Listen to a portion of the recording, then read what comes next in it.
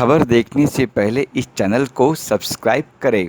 Sir, जानना चाहूँगा इस प्रोजेक्ट के बारे में। क्या फिल्म है, क्या प्रोजेक्ट है, क्या कहानी है, और आज जो रिकॉर्डिंग कर रहे हैं क्या सिचुएशन क्या है उसका? सबसे पहले तो देखने वाले सारे दर्शकों को मैं अरविंद अकेला कल्लू बार बार प्रणाम करता हूँ। और आज मुंबई में आई फोकस स्टूडियो में अपनी नई फिल्म शुभ घड़ियाओं का डबिंग कर रहा हूँ, जिसके डायरेक्टर हैं चंदन उपाध्याय जी और प्रोड्यूसर हैं अभिषेक जी और आशुतोष सर।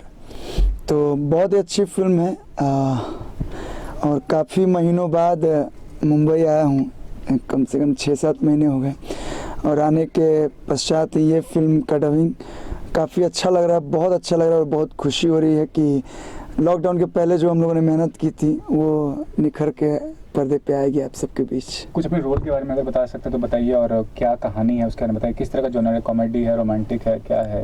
देखिए, टाइटल है शुभ घड़ियाओं, तो अब कहानी तो देखने के लिए आप लोग को ट्रेलर का और फिल्म का इंतज़ार करना पड़ेगा, लेकिन वन लाइन कहानी में थोड़ी बहुत हिंट दे सकता हूँ कि एक लड़का है जिसे काले लोगों से काफ़ी नफरत रहता है, लेकिन कहीं ना कहीं आगे चल के उसके लाइफ में ऐसा सिचुएशन बनता है कि जिस चीज़ से वो दूर भागता है वो उसके काफ़ी करीब आते रहता है, और अपने प्यार को पाने के लिए किस हद तक वो गुजरता है लड़का। आज का जनरेशन का लड़का है जो कि बहुत कुछ चीज़ों को नहीं मानता है, अपना प्यार पाने के लिए बहुत कुछ बदल देता है, अदला बदली कर देता है, लेकिन बोलते हैं कि जो लिखा होता है किस्मत में वही होता है। तो ऐसा टाइप का है, फुल कॉमेडी है। और पहली बार आप मुझे एक ऐसा कैरेक्टर में देखेंगे जिसे देख के आपको भी लगेगा कि नहीं, कुछ तो हट के हमने काम किया है, मेहनत किया है। और मैं डबिंग कर रहा था और मैं अपना काम देख के खुद ही हंस रहा था। तो मुझे पूरा उम्मीद है कि दर्शक जब देखेंगे तो हमसे कहीं ज़्यादा खुश होंगे। ये जब प्यार की बात हुई तो कौन है अपोजिट में जिससे प्यार कर बैठे आप? कौन है कलाकार के बारे में? अपोजिट में हमारे अपोजिट अक्षरा सिंह जी पहली बार इस फिल्म में मेरे अपोजिट काम कर रही हैं। इसके पहले हमने काम किया लेकिन अपोजिट काम नहीं किया, तो इस फिल्म में वो मेरे साथ अपोजिट काम किए हैं। और सब लोग तो इंतज़ार कर ही रहे हैं कि भाई काम किए साथ में तो कब आएगा। तो अगर ये लॉकडाउन ना होता तो अब से फिल्म रिलीज़ हो गई होती और सब दर्शक देख भी चुके होते, लेकिन अब आप लोग को इंतज़ार नहीं करना पड़ेगा। बहुत जल्द आप सबके बीच हमारी ये फिल्म देखने को मिलेगी। शुभ घड़ियाओं, लॉकडाउन के बाद शुभ घड़ी आएगी और सभी लोग फिर से ऐसे ही काम करेंगे। सब लोग ऐसे ही, हाँ ये बोल सकते हैं कि आज़ादी से नहीं घूमेंगे, लेकिन हाँ पूरा प्रिकॉशन के साथ सभी लोग सेफ्टी के साथ घूमेंगे। और शुभ घड़ी हमारे देश के लिए भी, शुभ घड़ी हमारे फिल्म के लिए भी, शुभ घड़ी मेरे लिए भी, सारे टीम के लिए ज़रूर रहेगी। देखिए, अभी लॉकडाउन में हमारी बब्बर फिल्म की जिसके डायरेक्टर चंदन उपाध्याय जी थे, उस फिल्म की वीडियो सॉन्ग रिलीज हुए हैं यूट्यूब पे जी म्यूजिक से। उसमें एक सॉन्ग है जो मैं अभी क्या बोलूँ, जो बोलता है ना कि अब पछतात होत का जब चिड़िया चुग गई खेत। जब वो गाने रिकॉर्डिंग हो रहे थे, शूटिंग हो रहे थे, डबिंग मैंने किया भी, सारे गाने गाए, लेकिन वो गाना मैं, हो सकता है कि मैंने बोला नहीं भैया मैं नहीं गाऊंगा, लेकिन फिल्म का जब गाना आउट हुआ तो लगा कि नहीं यार ये मुझे गाना चाहिए। तो वो कहीं ना कहीं 3-4 महीने से वही गाना मैं गा रहा हूँ, वहीं आप लोग को सुनाता हूँ। सपना सारा अधूरा ही रहित, कुछ भी कर जईती। देखिए, वो अभी इनका जन्मदिन था। हाँ। उसमें मैंने एक पोस्ट किया था। हाँ। और पोस्ट ये था कि अगर अरविंद अकेला कल्लू की तारीफ मुझे करनी हो तो 2-4 शब्दों में या 2-4 लाइंस में नहीं पूरी हो सकती है। उसके लिए हो सकता है हमको 200-400 पेज लिखना पड़ेगा इनकी तारीफ में।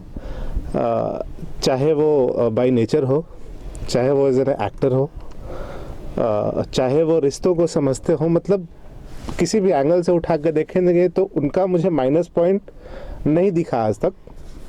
बिंग एक्टर बहुत अच्छे हैं और नेचर वाइज बहुत अच्छे हैं। सबसे मिलके किसी से कोई गिला शिकवा नहीं, किसी से कोई द्वेष नहीं, किसी से कुछ बेईमानी दुश्मनी नहीं, वो सब कुछ नहीं है। तो बहुत मैंने बोला नहीं कि वो 2-4 शब्द में पूरे नहीं हो सकते इनकी तारीफ, उसके लिए मुझे बहुत सारे पन्ने लिखने पड़ेंगे। तो मैंने ये कॉलम्स लिखा था उस समय बर्थडे में। बहुत ही अच्छे हैं और बहुत कोऑपरेटिव हैं, इसीलिए शायद मेरी ये चौथी लगातार फिल्म, मैंने 4 फिल्में की और चारों अरविंद अकेला कल्लू के साथ ही है मेरी चारों फिल्में। तो कुछ ना कुछ तो रीज़न है कि हमने 4 फिल्में की और आगे अभी 2-3 फिल्में और मैंने साइन करके रखी है इनकी करने के लिए। देखिए, मेरे लिए सारे एक्टर बराबर हैं। बट होता है कोई कोई किसी किसी के साथ कॉम्बिनेशन बहुत अच्छा होता है। हम उनसे 100% अपनी फिल्मों के बारे में डिस्कस कर पाते हैं, इसीलिए शायद बेहतर क्वालिटी आती है। तो एक एक्टर और डायरेक्टर के बीच का कॉम्बिनेशन जो है वो बहुत अच्छा होना ही चाहिए, जो बॉन्डिंग है आपस में एक दूसरे के साथ डिस्कशन करके जो बेहतर हो सकता है उसको किया जाना चाहिए, और वही हम लोग करते हैं शायद, इसीलिए कुछ नया भी कर पाते हैं हर बार जब भी करते हैं। तो जब तक कोऑपरेशन नहीं होगा, कोऑर्डिनेशन नहीं होगा, तब तक तो नहीं हो सकता है पॉसिबल। तो कलाकार के तौर पे सबसे ज़्यादा माहिर किस चीज़ में कल्लू जी? गाना है, इसमें कॉमेडी, जज्बाती रोल करना हो या एक्शन, क्या चीज़ में? वो गाने के लिए तो पूछना ही नहीं, उसको तो 9 साल 10 साल में पब्लिक ने प्यार जितना दिया है, तो वो जब तक क्वालिटी नहीं होगी तो पब्लिक ऐसे ही किसी को प्यार नहीं देती है। तो बिंग अ सिंगर तो बात ही नहीं करना, वो बहुत आगे है। एज एन एक्टर आजकल इतनी मेहनत कर रहा है, इतना लुक में हमेशा हर फिल्म आप उसको उठा के देखिए तो हमेशा कुछ ना कुछ चेंजेस है, चाहे वो कैरेक्टर वाइज हो, चाहे वो लुक वाइज हो, पर्सनालिटी वाइज हो, तो बहुत मेहनत कर रहा है। और मेहनत ही है, इसीलिए वो उनका जो ग्रो अप है, जो उनकी तरक्की है, वो बढ़ती जा रही है। ये भी हम चाहूँगा इंडस्ट्री, जैसे बता कि कोरोना वायरस चल रहा है, तो क्या असर पड़ा है इंडस्ट्री पे? सारे थिएटर्स बंद हैं, खासकर भोजपुरी इंडस्ट्री पे तो असर बहुत पड़ा होगा, क्योंकि अगर थिएटर्स मिलते नहीं हैं, फिल्म आ नहीं रहे, तो किस तरह से देखते हैं आगे भविष्य को? देखिए, भोजपुरी सिनेमा का लोग के बीच क्या चर्चा है मुझे नहीं पता कि भोजपुरी इंडस्ट्री कहाँ जानी है, लेकिन मैं एक डायरेक्टर होने के नाते, या एक मेरा जो अपना प्रेडिक्शन है, तो उस प्रेडिक्शन के नाते भोजपुरी इंडस्ट्री बहुत जल्द, बहुत सुनहरे भविष्य है उसके और बहुत आगे जाने वाली है।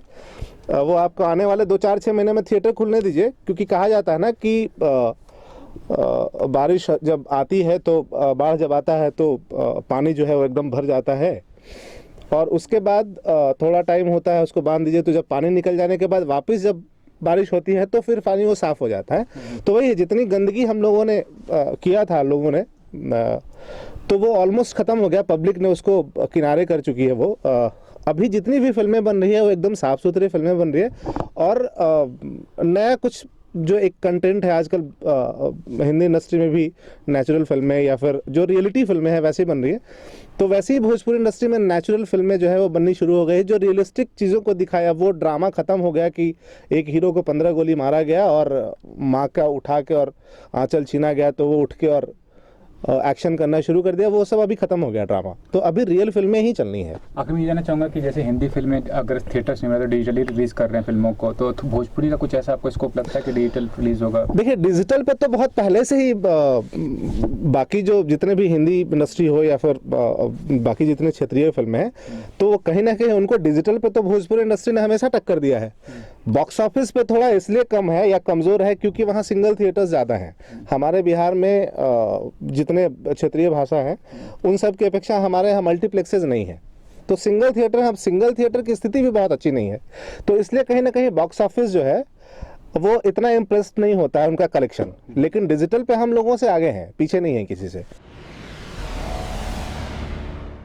Global advertiser for innovative outdoor solutions. Global as a company, it has never compromised on its service quality and commitment.